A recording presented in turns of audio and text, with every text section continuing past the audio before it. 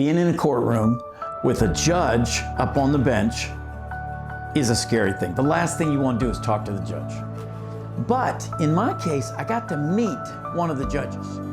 And after I had been to his house, I'd had him sign a warrant, I had gotten to know him just a little bit, I suddenly was able to ask that judge for more than I ever could have even thought of when I was a defendant. See, I had to have a relationship to talk to the judge.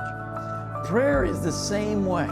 If you're new to following Jesus, you're used to seeing him as the judge, and that's exactly what he is if you don't know him. But when you have a relationship, if you've given him your heart in all the ways we talked about, denying yourself, trusting him alone for salvation, it's not just a religious duty to talk to him, it's talking to your Father in heaven. Now, Jesus taught us this in Matthew 6. If you remember, our Father, hallowed be your name. That's the prayer, the Lord's Prayer that he taught the disciples. It's an amazing truth, and he starts by calling him Father. See, God cares for you. He listens to you. He's your Father if you're his son. But he still wants you to come to him. He wants you to know him and trust him, even with your anxieties. He says, don't be anxious about anything, but by everything, bring a prayer and petition.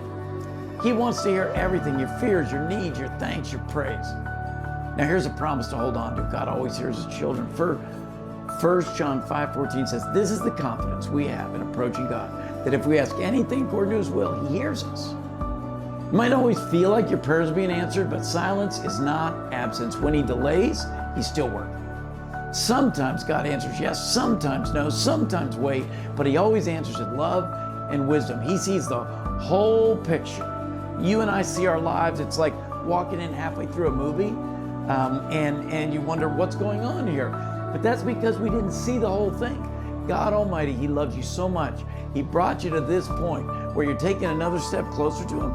And after you commit your life to Christ, after you trust him as the only way to salvation, you initiate a relationship with him where you can start talking to him as his child and he as your Father. It's incredible.